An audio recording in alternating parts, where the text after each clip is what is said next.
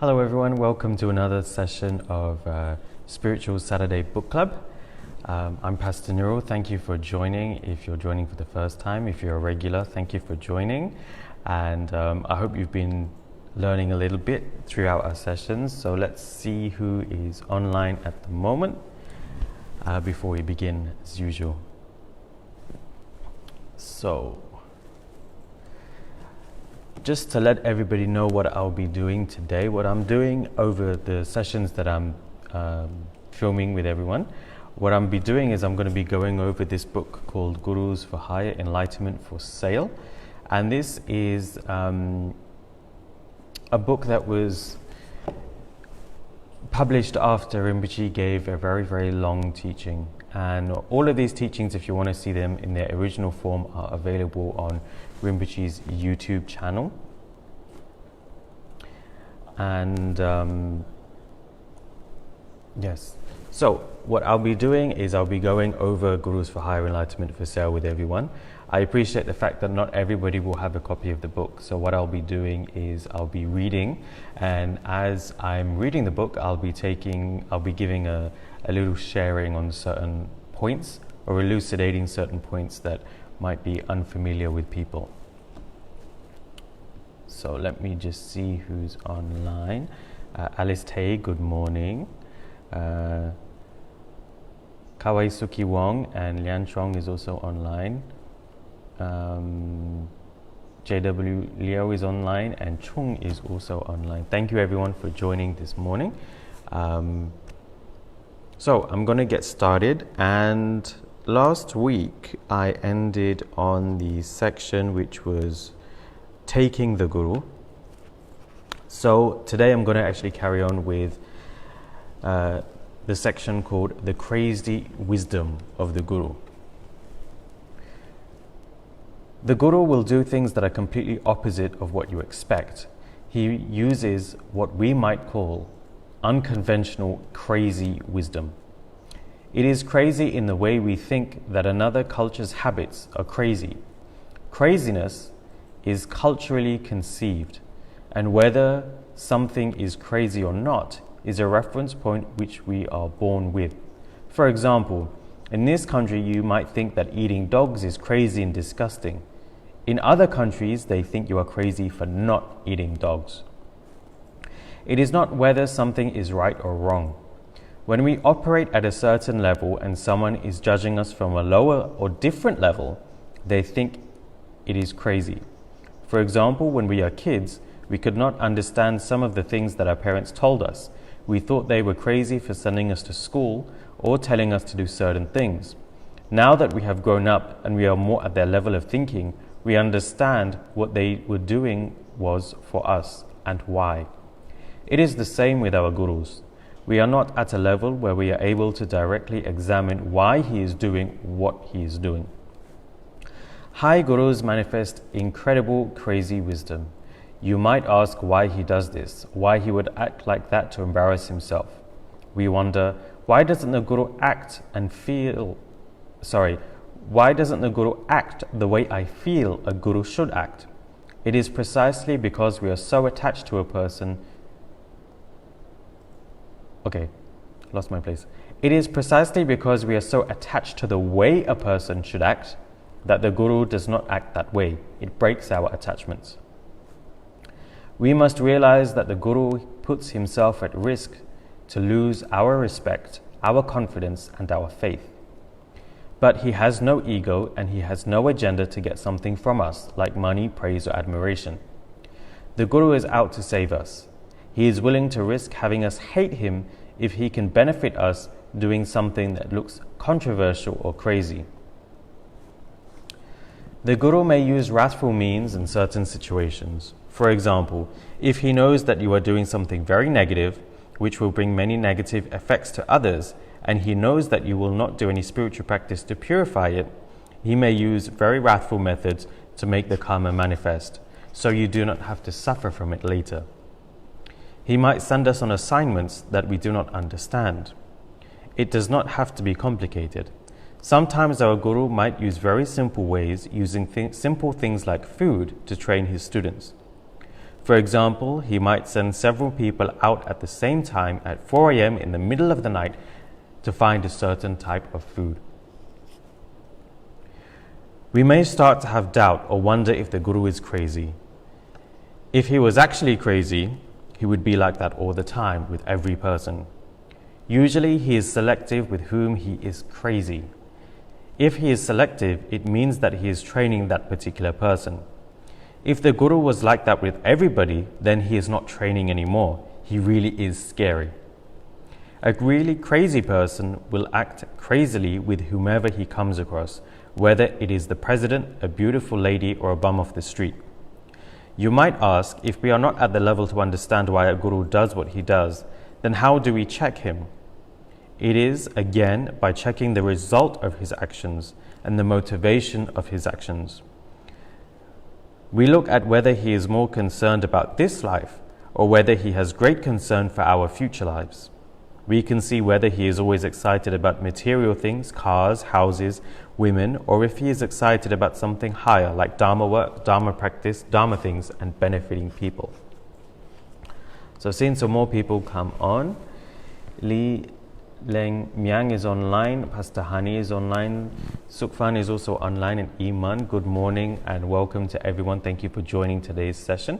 So I'm continuing on with the book, and I've just read the section about crazy wisdom. Now, one of the examples that Rinpoche himself mentions is about using simple things like food and doing things that would seem quite crazy or extremely unconventional. And the example Rinpoche used in the book was that, he might send out, a couple of people at 4 a.m. in the morning to go and buy the same type of food, but from different places. And one example that I remember that Rinpoche did with me regarding food was there was a particular cafe in KL that Rinpoche really liked. It was a Western cafe that served Western food. And they used to have a couple of dishes that were vegetarian. So every now and then, Rinpoche would send people, and Rinpoche enjoyed the food, so Rinpoche would send somebody to go and take away a particular dish and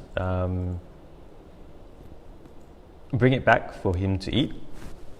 More often than not, he would actually go out and tell people to go out and buy dishes. I think one was a vegetarian lasagna, and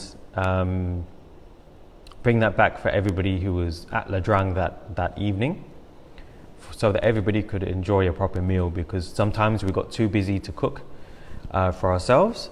So at that time, Rinpoche would arrange food for everyone in the La Drang if we were busy with writing work or if we were busy preparing for a particular event or something like that. And after a while, because the vegetarian dishes that this cafe offered weren't that popular, they took it off their menu.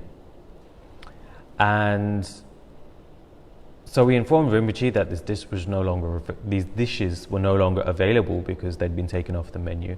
And Rinpoche was like, oh, okay then, never mind. We'll just, find somewhere else to eat. But a couple of months later, Rinpoche called me into his room and said, I want to eat that dish from that particular cafe. And then I reminded Rinpoche that the dish was no longer available.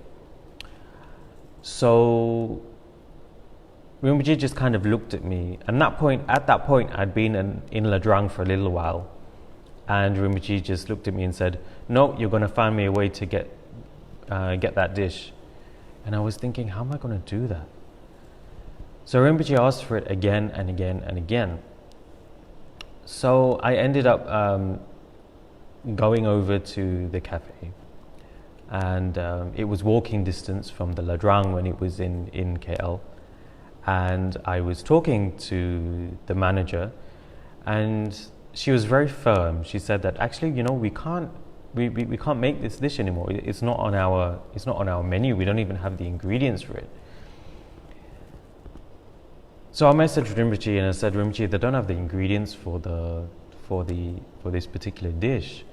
And Rinpoche actually wanted, it was the lasagna, and so Rinpoche actually wanted one dish when they make it, used to be about this big, and it would feed about 5 to 6 people. And Rinpoche said he wanted 5 dishes. And they said that we just don't have the ingredients. Even if we wanted to, we wouldn't be able to do it because we just don't have the ingredients. And then Rinpoche, I messaged Rinpoche and told him that they didn't have the ingredients and they weren't going to make it. Rinpoche messaged me back and he said, find a way.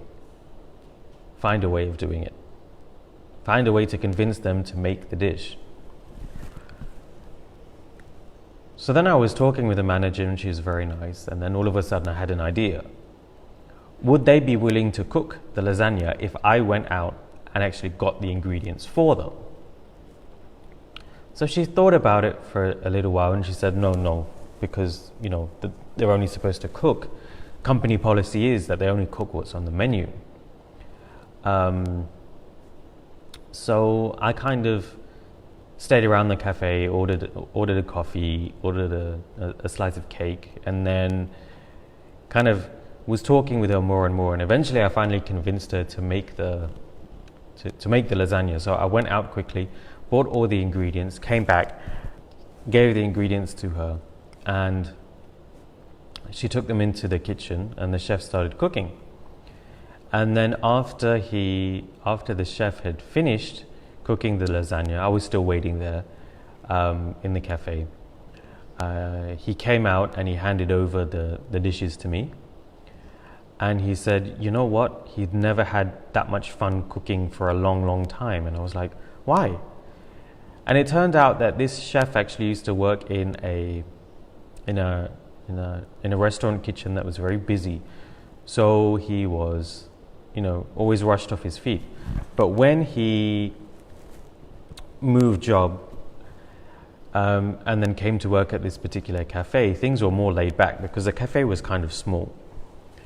So he was, he'd got used to cooking at a slower pace, more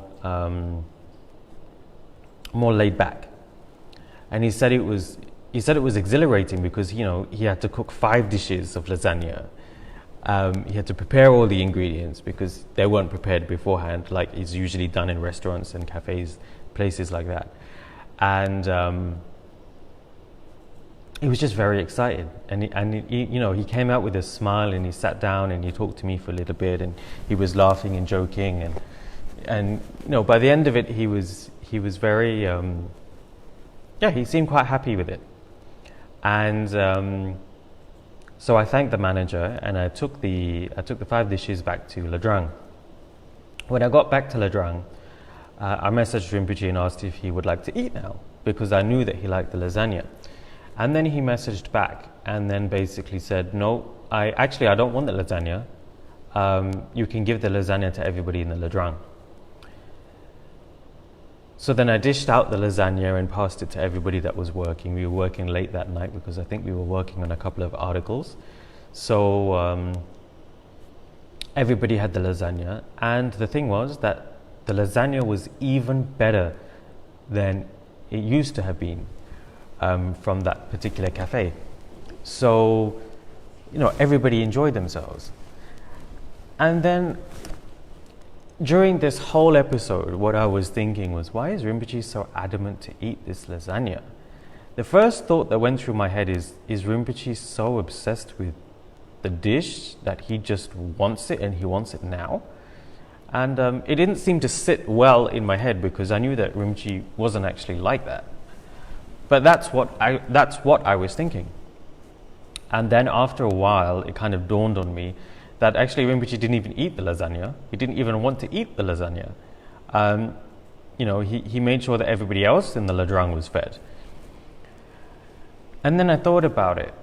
And then I realized that it was actually a way for Rinpoche to kind of train me in this particular instance, that if I'm doing something and I come across something that blocks it, or an obstacle or something, to actually think about it in different ways and then overcome that particular situation and get a result from it. So this may sound very, very simple, and it is. But I mean, which one of us would actually go to a restaurant, and if they didn't have if they no longer made that particular dish, actually go out and buy the ingredients, take it back to the restaurant, have them cook it? It's not something that we do. It sounds very simple, but it's just not something that we do. So Rinpoche, even through food, in this example, Rinpoche was actually giving a teaching. And the teaching was that if you come across an obstacle that blocks you from doing something, and in this case, what I thought it was virtuous, because at first I thought I was providing Rinpoche with a meal. And obviously within Vajrayana Buddhism, the guru is considered the highest. So serving your guru is even better than serving the three jewels, because he is the embodiment of all of the three jewels. So I was trying to do something virtuous, but I came across a block. Something was stopping me. It was an obstacle.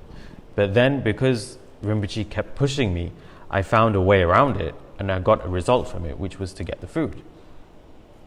So there are many examples of crazy wisdom, but I just thought I'd share that because the topic of food, something as simple as food, did come up in the section. Let's see who else is online. Yimping is also online. Good morning. Pat is also online. Sharon has also joined us today. Thank you very much for joining. Today I'm also going to do a little bit something a little bit different. I'm going to ask you, I see some of you would have had experiences with Rinpoche. So what I would like you to do is I would like you to perhaps share one of the most, if you're willing, one of the most memorable experiences of Rinpoche. Maybe he asked you to do something, maybe it was a particular teaching that had a deep impact on you. I think it would be good for the older students or the people who've had experiences with Rinpoche to actually share it, and then maybe I will discuss it a little bit.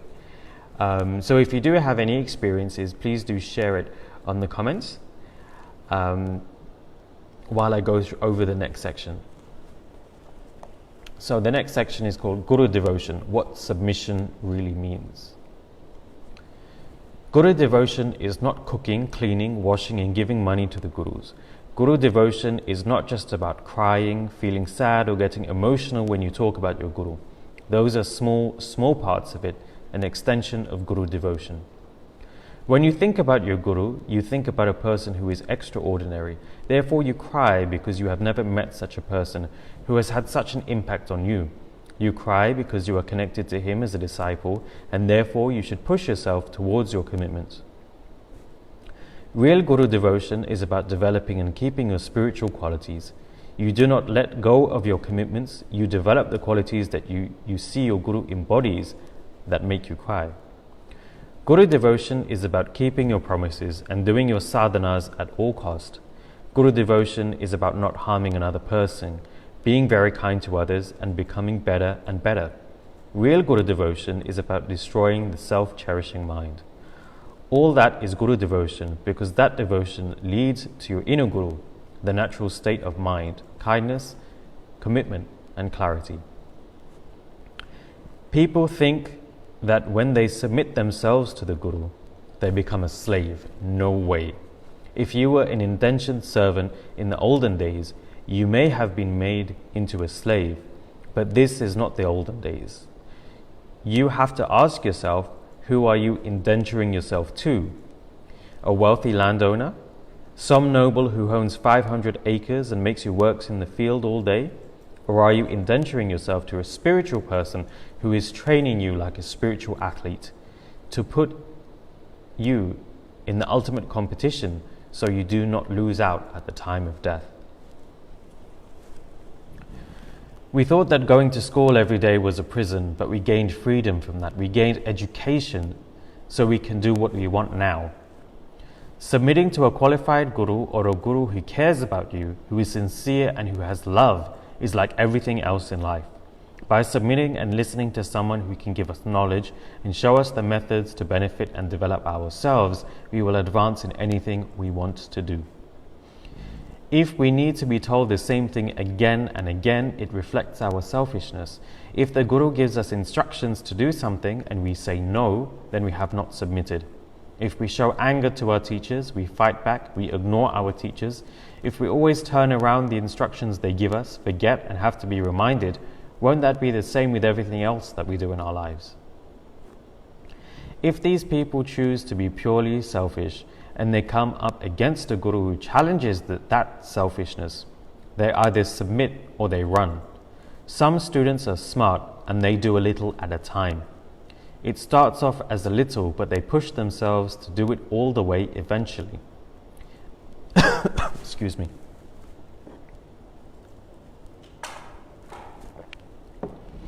There is no student who comes in and is immediately perfect in all his actions, but his aspiration and working towards it makes a very big difference. We must remember that the whole purpose of the practice is to destroy arrogance. When we submit to the Guru, it is not to lose our freedom, it is to gain full freedom. Through the practice of Dharma and enlightenment, we gain full freedom. It is not just about getting money, long life, or protection from obstacles. We gain full freedom. We gain control of where we go, what we do, our rebirth, and how we benefit. We gain full benefit. If in our next rebirth we want to have money, we will be born into money. We will be born where we want to be born. We gain full control. That is why we submit to the Guru. It is like submitting to school, to training, to our teachers, to our parents, to our counselors, to our psychiatrists and doctors. We all submit. We are already always submitting. We submit to our doctors to invade our bodies. We only have one body. If he messes up, we're finished. We submit to our beautician. One wrong jab and some of the muscles in our face will never move again. We submit to our teachers. We submit to our wives and husbands. We submit to our children. Some of us even submit to our dogs and cats. Our lives are controlled by them. We cannot go anywhere or do anything because we are completely controlled by our pets. We put ourselves into those situations whether we do it deliberately or not. We are always submitting to others. It is nothing new to submit.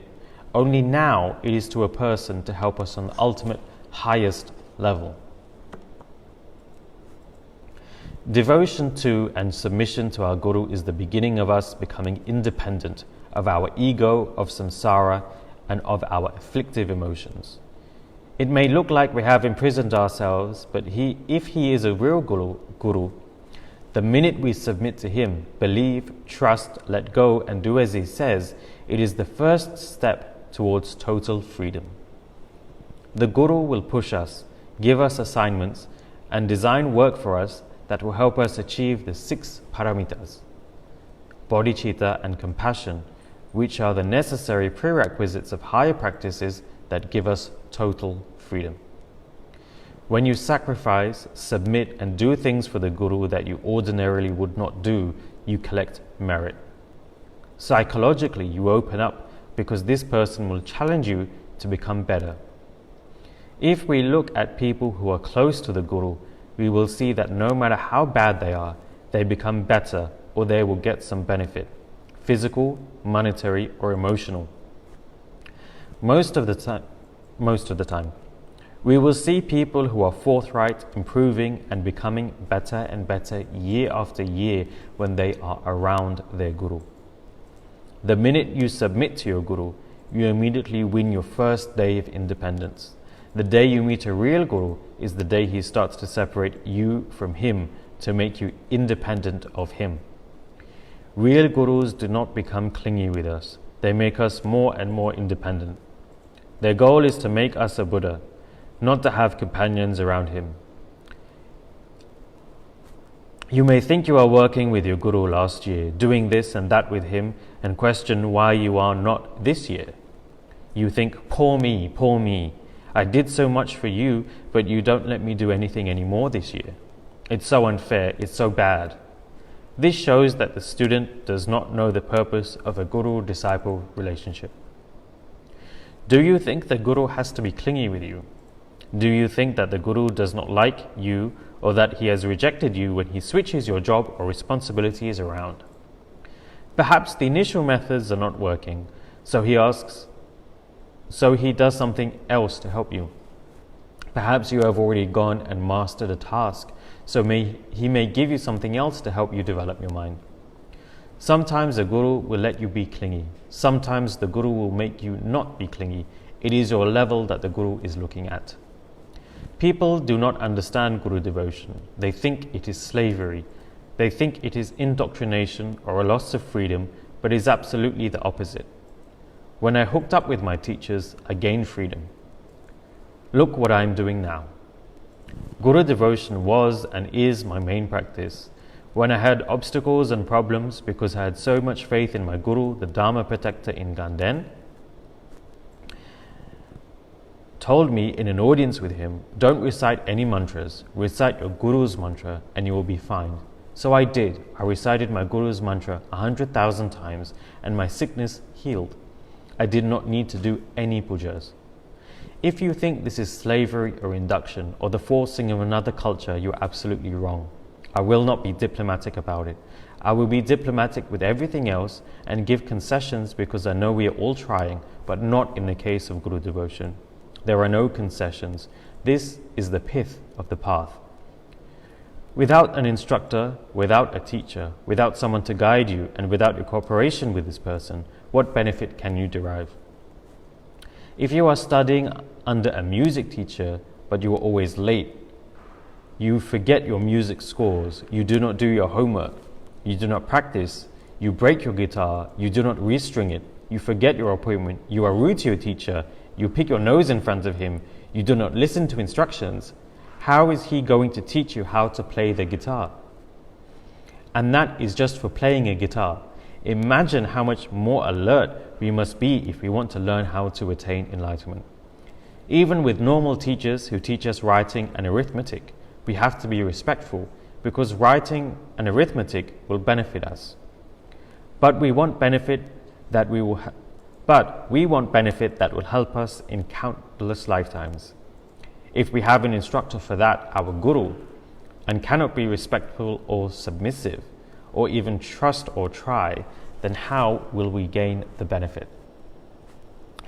This section actually brought up quite a few pertinent points. One of the first points that I would like to mention is that Tsem Rinpoche was known as a controversial guru. He was controversial in the sense that the way he acted and the way he behaved didn't follow the kind of accepted notions of what a guru should be like. Because when we approach Buddhism, when we approach spiritual transformation, we always think that the guru should be, floating on the clouds, all about love and compassion. He should give us everything that we want. He should be exactly how we want him to be. But actually, this is a falsity. It is a notion that we have come up with in our head that how perfect this person should be. And this perfection that we expect the guru to be is actually based on our own needs, our own wants, our own selfishness. A real guru doesn't play into that. A real guru actually will challenge the conceptions and the notions that you have in your mind about a spiritual teacher. Because ultimately, what is the guru trying to do? The guru is trying to get rid of all these conceptions and these notions that you have, because these are actually the things that lead us to suffering, lead us to pain. For example, you don't really see the world how it is. You have a filter in front of you. I like to call it a perception filter. So for example, this is a cup, and inside I have some tea. I have some nice Earl Grey tea this morning because I'm very partial to Earl Grey. And my perception of this is that it is extremely delicious and it's perfect. So that is my conception and my notion of what this cup of Earl Grey tea should be like. But I've just drunk a little bit. I actually made this tea about 45 minutes ago. So now it is quite cold. And I don't really enjoy cold Earl Grey tea. So now what's happened is because my experience did not match my conception, my notion of what a cup of Earl Grey tea should be like, because it was cold, and I don't enjoy cold tea, then it makes me dissatisfied. It makes me suffer because I didn't get what I wanted.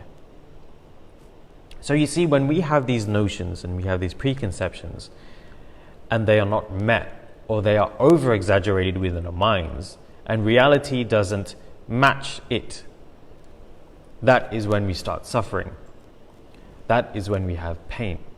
So the first thing the Guru will do is try to help you break these conceptions and break these notions.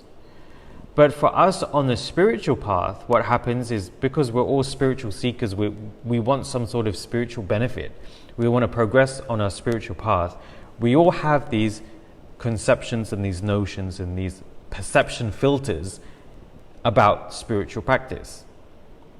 When it comes to a real Guru, the real Guru will not just break the conceptions and the notions that we have about daily life, but will also do the same thing with spiritual life.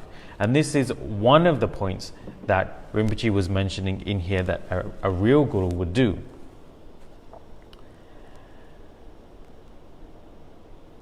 Also, what Rinpoche was talking about is submission. What is submission? Now, one of the things that Rinpoche mentioned, which is extremely accurate, is that whenever we say we need to submit to a Guru, all of us have a knee-jerk reaction to back off, to back away. We don't want to submit ourselves to anybody. Because even the word submit carries many connotations and conceptions and ideas about what it means. And what Rinpoche here is saying is that submitting yourself isn't something that is negative.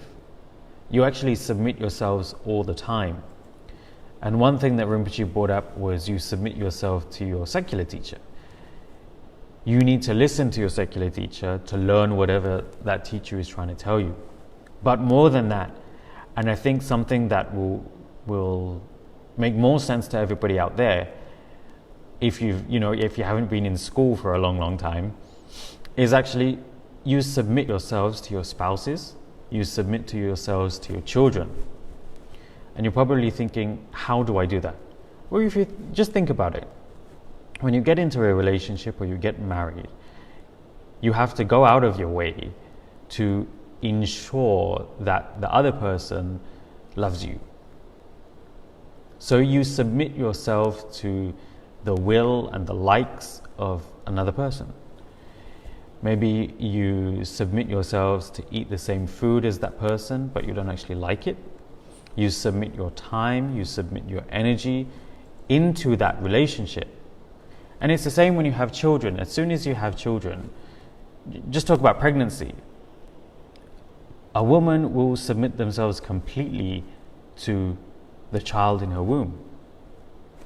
Her thoughts, her eating patterns, her sleeping patterns, everything is submitted to the child.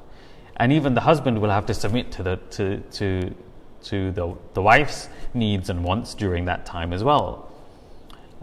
Indirectly also the child. And then once the child is born, the life of the parent completely revolves around the child. I'm not saying this is good or this is bad. I'm just giving you an example of how we submit in daily life anyway. So if we submit in these ways, we should, as Rinpoche has clearly mentioned, as all the texts on Guru devotion and tantric texts and sutra texts and most Buddhist scriptures say that you should devote yourself to a guru for spiritual transformation. A third point that Rinpoche brought up within this is that submission to a guru isn't instantaneous. It is a process and it takes time. But if you engage in it, if you have guru devotion and you listen to the advice and the instructions of your guru and you follow through with it, you do actually see your life changing for the better. An example, I wanted to give everybody an example of that, which was a couple of years ago we had a particular woman, she's still with us, but I'm not going to name who it is. I'm just going to call her Amy, okay? So this woman, and I'm going to call her Amy, she came to Kechara and she was very, very gung-ho about her Dharma practice. She joined puja, she joined Dharma classes, she, did retreats. She was very, very friendly. And over time, she was just a person that you would want to be around because she's nice, she's bubbly, she's intelligent, she's smart, she's caring. So over time, as people got to know her more, it turned out that she wasn't very nice. And she started creating problems between members. And news of this reached Rinpoche. So one day Rinpoche called her to the Ladrang, or his household. And I was there that day, so I and other members of the Ladrang assist Rinpoche when he has audiences. So we escorted her into Rinpoche's audience room, and Rinpoche, started off by asking how she was. She was very happy. She was very, she was thrilled to meet Rinpoche. And after a little while, Rinpoche gave a little teaching to her about doing more Dharma work, that he heard that she was doing a lot. She wasn't a member of staff then, she was just a regular member, but she volunteered a lot. And Rinpoche told her to do more Dharma work and to transform herself for the better. And after about an hour or so, it was around lunchtime, so we cooked a meal and we brought it in for Rinpoche and for Amy and the one or two of us that were in the audience with her. So we all had a nice meal. Following the meal, Rinpoche turned around to her and just casually told her that he knew how she had been creating problems between herself and other members, and it wasn't an evil kind of problem. She wasn't out to create problems, but she just ended up getting on the wrong side of people. So Rinpoche told her that she was doing this, and Amy at that time, automatically she kind of straightened up, her back went up, as they say, and she just started talking back to Rinpoche. I didn't mean to do it, they were like this, and what happened was I did this, and then they took it the wrong way, and now they don't like me, and blah, blah, blah, blah, blah, on and on and on. And she, over the next couple of hours, basically every example that Rinpoche gave, she basically tried to justify herself to make the other person look like the bad guy and make the other person in fault rather than her. And this went on for 1 or 2 hours. And after that, there was a short break, and then it came back, and then Rinpoche resumed it again. And for another couple of hours, she just kept on talking and talking and talking and talking and justifying and justifying and justifying herself over and over and over again, even going over the same examples over and over and over again. And probably after about 6 hours or so, we were all in the audience. It was a very long audience, and at the end of it, she kind of, her energy gave out, and she kind of slumped back onto her chair, and she'd finished with her ranting and her justification. And then calmly Rinpoche just looked at her and smiled and said, "Do you know why you are the way you are?" And that question really stumped her. And she didn't know how to answer. So then Rinpoche started asking her about her parents. So she started talking about her family life. And as it happened, her parents provided everything she needed materially. They gave her the best clothes, the best toys when she was growing up. She went to the best schools. She had the best education out there. They provided for her materially everything that she could want. But the thing that they didn't provide for her was a proper emotional upbringing. So over time, this led her to feel insecure, feel that she didn't have, she couldn't emotionally connect with other people. And this kind of manifested in her sabotaging relationships that she made. So over time, whether it is friends or whether it was a boyfriend that she was dating at the time, whether it was colleagues at work, or now even people in the Dharma center, eventually she would end up sabotaging those relationships. And she'd never realized why she did that. And through just this experience with Rinpoche and talking with Rinpoche, she realized that it was because of the family situation, because she didn't have this a stable emotional upbringing. I'm not talking about the physical upbringing, I'm talking about emotional upbringing. And she didn't have it. She was never given that. So that was the cause of her actually ending up sabotaging her relationships, because she just didn't know how to connect emotionally on a deep emotional level with another person. Following that, Rinpoche gave her some advice of how to slowly build up emotional connections with people, in the sense that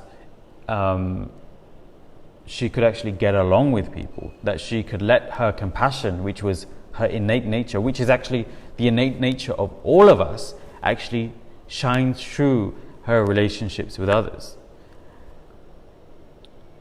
And at this point, you're probably wondering, what does this have to do with submission to the Guru? Well, Amy actually went forward and she put Rinpoche's advice into practice. And slowly, over time, she was able to stop herself from self-sabotaging her relationships with other people.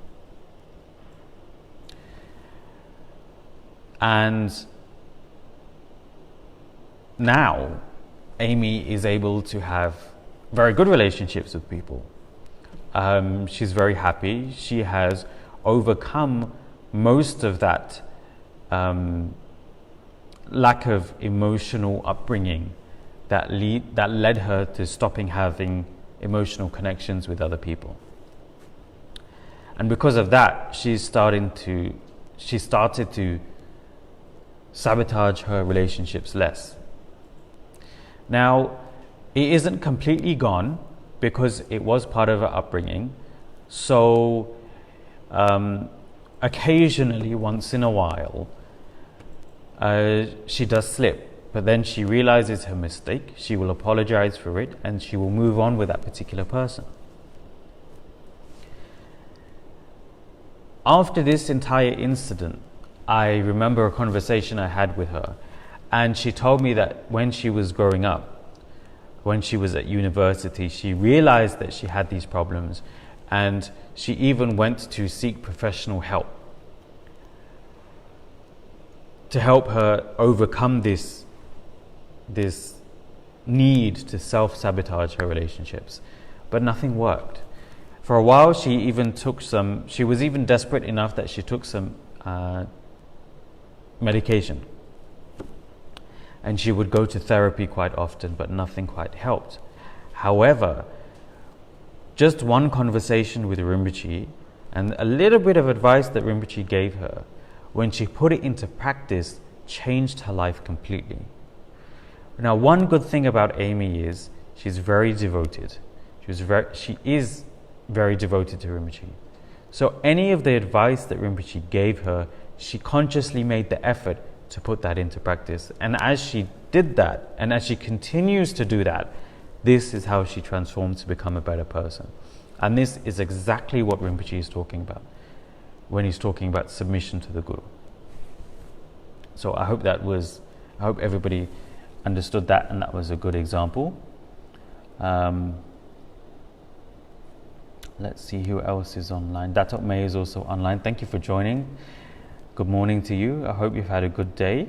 Pastor Hani, Rinpoche had asked me months before the newly opened Petaling Street Dorje Shugden shop needed volunteers to go to a boutique selling some sarong kabaya, and it instructed me to volunteer there as though it were a Dharma shop.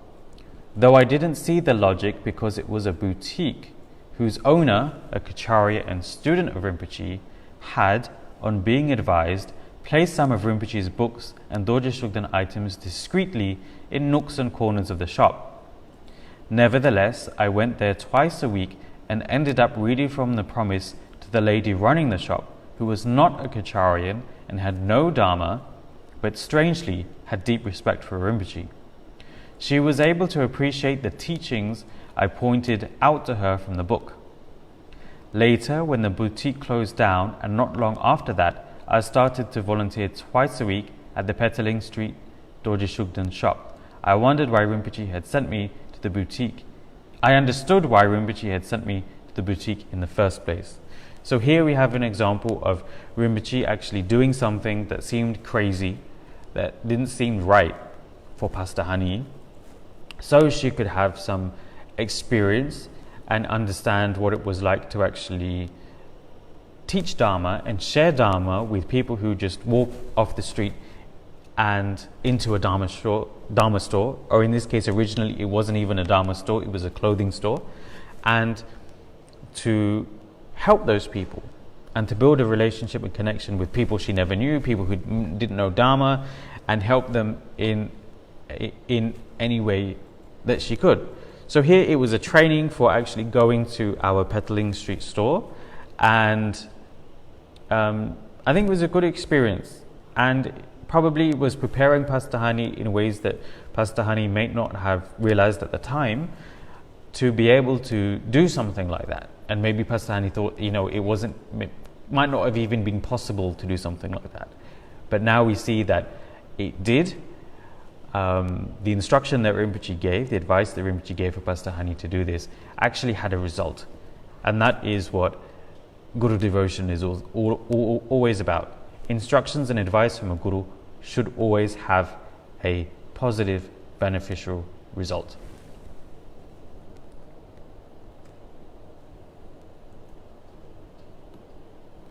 Okay, Chung has shared, one of our first offerings to Rinpoche happened when I saw Rinpoche was looking for pink guava, which Rinpoche stated on the blog. Yeah, Rinpoche loved pink guava. Unknowingly, I thought this would be easily accomplished and waited for someone who was already in Ladrang or Kechara to find and offer it. However, there was no indication of success after a couple of days. We then decided to look for the pink guava. To cut the story short, it was eventually obtained in Singapore and brought by hand to Klang, then KL, then Bentong. We offered 6 pink guava plants for Rinpoche. We were quite pleased to have been able to make this offering. Later on, I would be requested to search for such things as a photo, which would end up not available despite a long search process.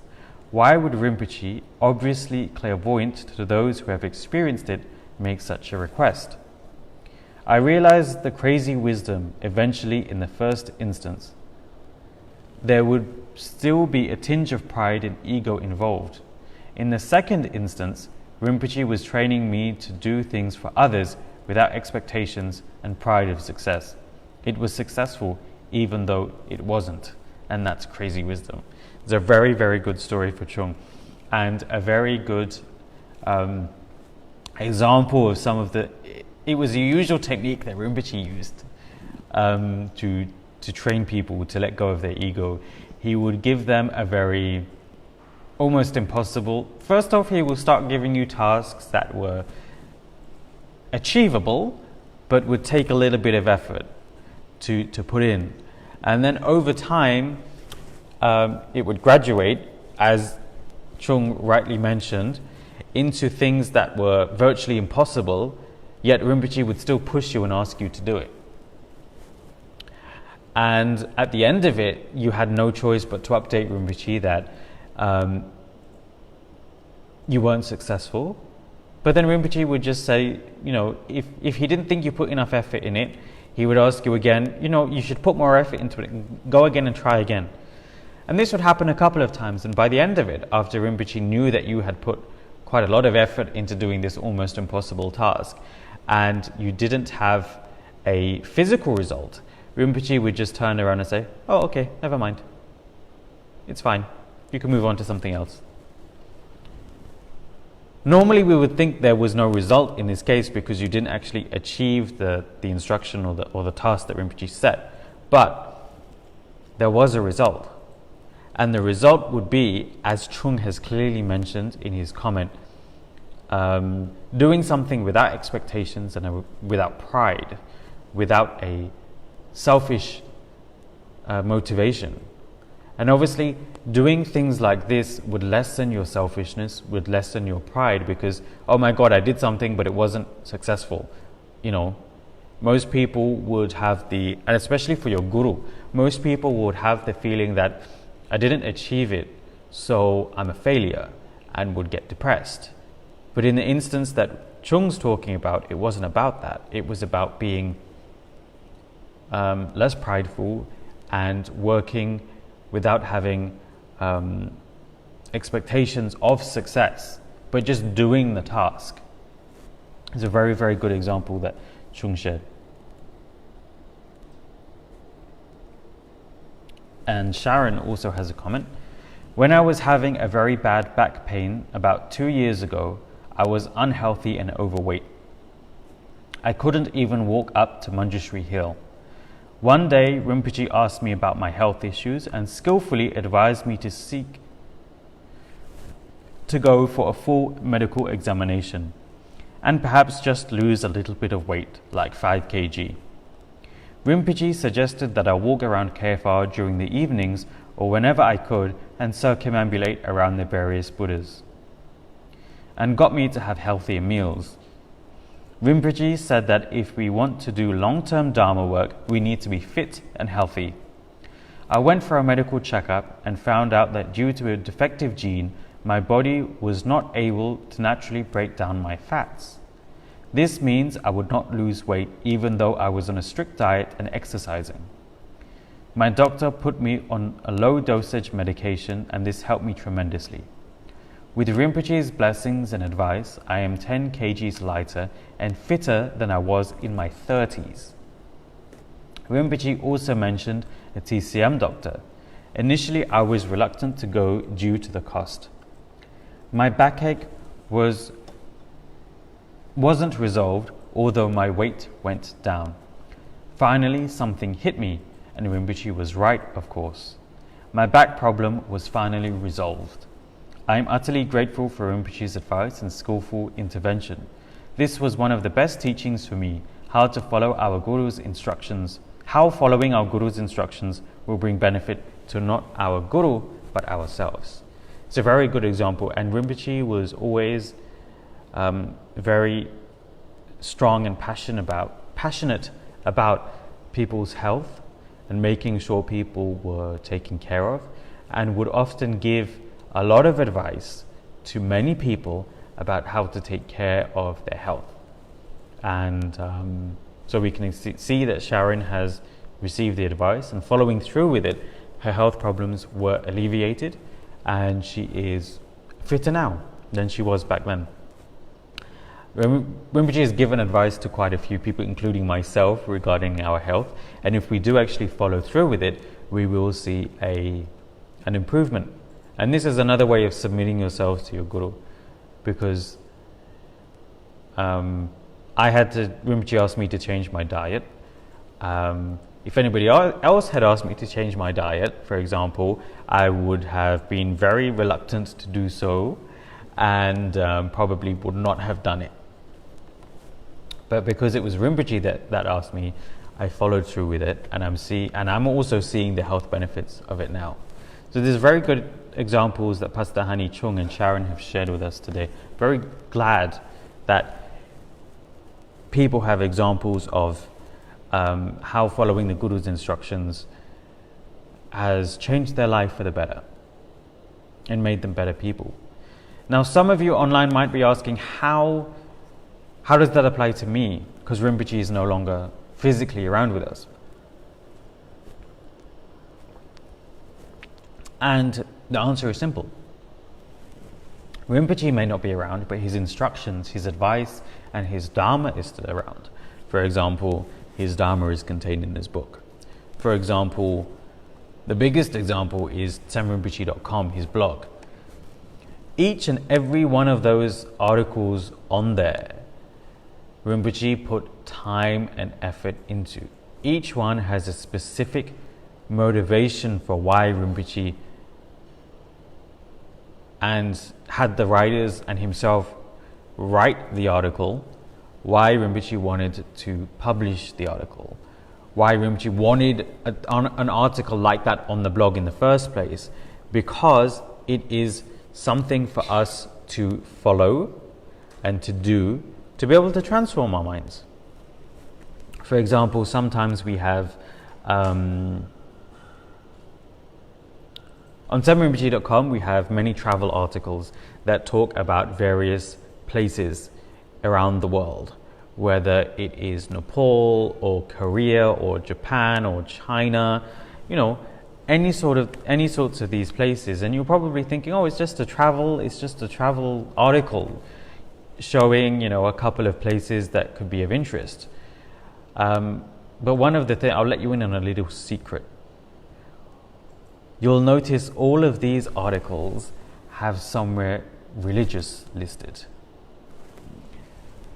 So what Rinpoche was doing is, as a way to bring people closer to the Dharma or generate merit or get imprints in their mind streams, Rinpoche knows that people like to travel. A lot of us like to travel. I love to travel. And but when we go traveling, it is purely selfish. It's purely for ourselves. When we go on a holiday, when we go to a foreign country, it is literally a very, very self-centered act. It is for you to get away from your daily life and have some fun, however you have fun, So Rinpoche put up these articles, and tucked away in these articles are always maybe a temple or a holy place. And maybe if you do go traveling to, say, Korea, and you go to all of these fantastic places, maybe because the temple was on the list, maybe you would go to that temple. And when you're there, maybe just being there will implant imprints and blessings into your mind stream. But maybe when you're there, you might make some offerings, you might do some prayers, you might generate some merit. So here you've taken an example of something that is very self-centered, very something that is just purely for the self, which is going on a holiday, and you have now turned it into something that's dharmic, something that has generated a little bit of merit for your spiritual path. So, I mean, that was Rinpoche's motivation behind the travel articles. Then you have the normal Dharma articles, the practice articles, then you have the articles on vegetarianism. This was because Rinpoche was a very strong advocate of a vegetarian lifestyle and not harming sentient beings within the animal realm, and so on and so forth. So each category of the blog actually helps you to transform your mind in a better way.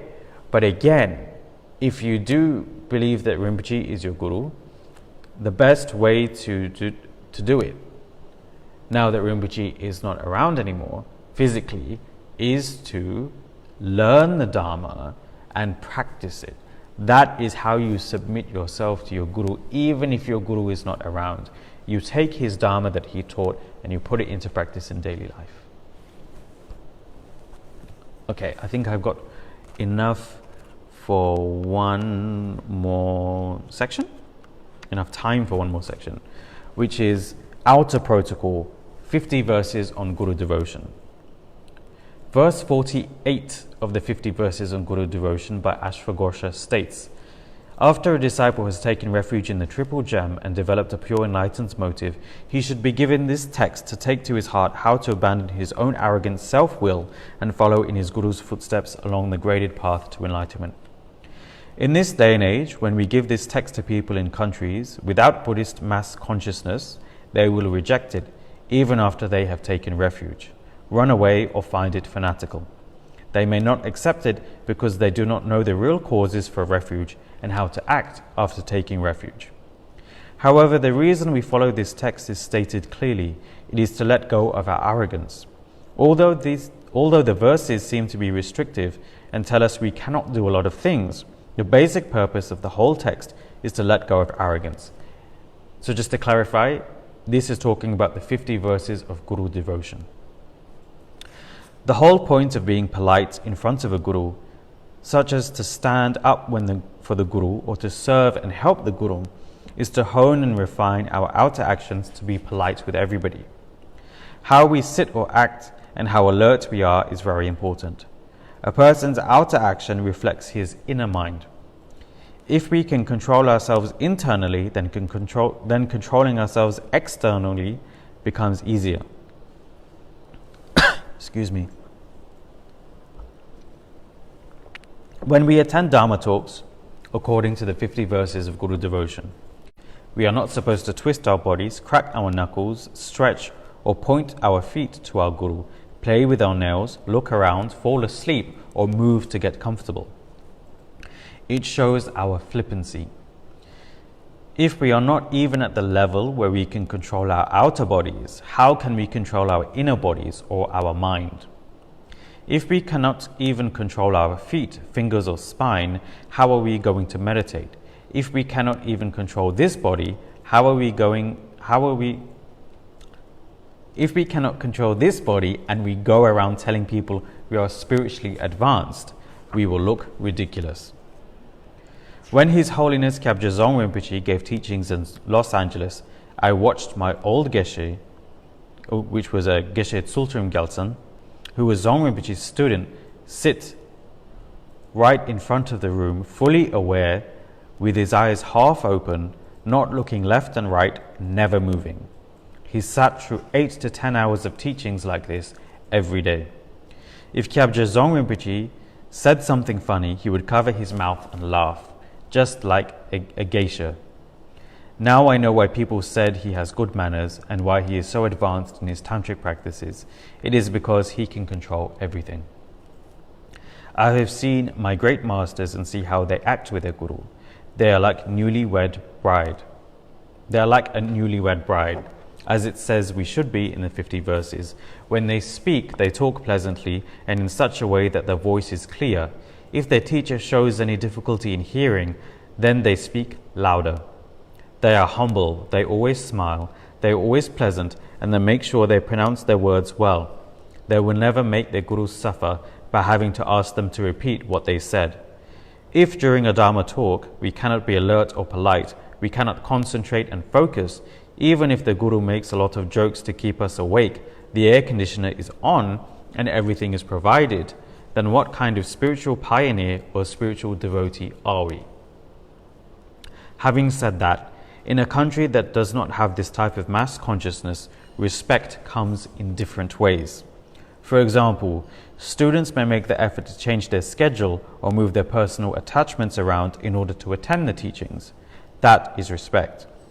Here, if you do not sit on the floor with your feet in yogic position, it does not mean you do not have respect. It means your body is not able to or not used to it. It is not about whether prostrating to our gurus is guru devotion. Whether we prostrate or not is not guru devotion. Those things are cultural. Some people in other countries just bow. That is equivalent to a full Tibetan prostration. Guru devotion is not a fanatical practice which makes us do things we physically cannot do. It is about the attitude of the mind. It is okay if you have not been sitting through hours of teachings with your back bent and hands folded for the last 40 years. If instead you sit on a chair comfortably, you are alert and do not fall asleep, that is very good. But to crack your knuckles, twist your bodies around, pick your noses, talk to our neighbors or fall asleep is rude across all cultures. Those are basic human manners that we need to be aware of. Verse 45 says, "If because of sickness you are physically unable to bow to your Guru and must do what normally would be prohibited, even without his explicit permission, there will be no unfortunate consequence if you have a virtuous mind. There is no bad karma if we do something wrong when we are sick, not able to do something, do not know the protocol, or if it is not in our culture. These verses are not fanatical. The most important thing is that our mind remains virtuous. What the 50 verses on Guru devotion does is to use our physical outer body to train our awareness. When it trains our awareness, it also trains us to be well-mannered. If we are well-mannered, alert and awake, we can dress and talk well, we will be able to bring other people to the Dharma. People watch our devotion and interaction with the Guru. How we interact with and react to the Guru can be regarded as Tenzin, holder of the Dharma, or Tenshi, destroyer of the Dharma. Our bad actions and rudeness can destroy the Dharma among people around us, because they will see that although we have been around our Guru for years, we are still behaving badly. They will immediately think that the Guru is ineffective. If we want to talk about our Guru to anybody in the center, it begins with our physical manners. That is the first sign of whether we really have conviction in our spiritual practice. You might ask what that has to do with inner meditation. Everything and nothing. It is everything, because if we are controlled within, then to control our behavior on the outside is very easy. We are taught not to argue with our gurus and not to argue with others near his presence. We do not disturb our guru's mind with our delusions. This is because he is there to control our delusions. So if we are practicing delusion next to him, what is the point of being near him? It's a very good point. When he is around us, when he is with us or around us, we should control ourselves to the best of our ability and not argue, fight, or engage in negative actions around him.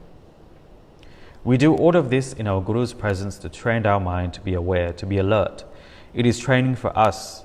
We learn to do it once, twice, thrice. We become accustomed to it. And then we can apply it to any situation. Dharma practitioners of the highest order are very polite, very mannered and groomed. Their body, speech and their mind are used to hook people to the Dharma. Everything about their countenance evokes wondrous admiration in others, so that they ask, "What are you about? What is your history?" They talk to them and they come to the Dharma. All that is for development. All that is for compassion. These are things that senior students should be able to teach others. Senior students should be able to take care of the new ones and the ones who always slip. Senior students should not just blindly ignore bad behavior of other students, not do anything. Say that they tried and leave it. Senior students should take responsibility for this and not leave it for the Guru to correct others. If we do that, we bring the Guru down to the level of a disciplinarian or a parent. As it says in verse 44, be diligent in all your actions, alert and mindful, never to forget your word of honor. If fellow disciples transgress what is proper in their behavior, correct each other in a friendly manner. When I lived with Kensur Jampa Yeshe Rinpoche, I took control of handling all the students' discipline. I would never bring it to Rinpoche because that would have been a distraction to take my Guru away from his real purpose of teaching. When other students and disciples do not do what they are supposed to do, it is our responsibility as the Guru's disciple to let them know. If senior students keep quiet about other students who are always errant and full of mistakes, they allow this behavior to continue, or they let someone else talk about it. It is a clear reflection of the senior students' lack of Guru devotion, care, compassion, and commitment. It becomes another way of expressing that we do not care or that we do not want to look bad or lose face. That is ego. Then, as it says in verse 49, after training the 50 verses and mastering them, we become a proper vessel of the Dharma. When we become a proper vessel of the Dharma, the Guru may give us empowerments, initiations, and tantric practice. By studying the prerequisite trainings of Guru devotion and the graded path, common to both Sutra and Tantra, you will become a suitable vessel to hold the pure Dharma. You may then be given such teachings as Tantra. As a real Guru would give us empowerments or tantric teachings without us first mastering the 50 verses on Guru devotion. These 50 verses train us in our spiritual practice, which is the best and ultimate offering to our Gurus. There are 3 types of offering we can make to our Gurus: offering of material gifts or items, offering of service, and offering of our spiritual practice. The offering of spiritual practice and transformation is the best out of these 3, and the one that our Guru actually expects and wants from us. If we have taken refuge in our Guru, we should decrease hateful, bad states of mind, delusions, and we should offer that up to our Guru. If we have recited the Heart Sutra 1,000,000 times, or if we have gotten rid of or lessened our anger, we should offer that up to our Guru. The Guru wants our practice. If we just offer material things, we still get merits and positive potential, and we will still make a connection with the Buddha. However, making material offerings is not actually the purpose of Guru devotion, and that is a very important point to remember. Reciting and meditating on the 50 verses of Guru devotion is not a torturous act. It is not to brainwash or torture us or to make us follow a Guru mindlessly.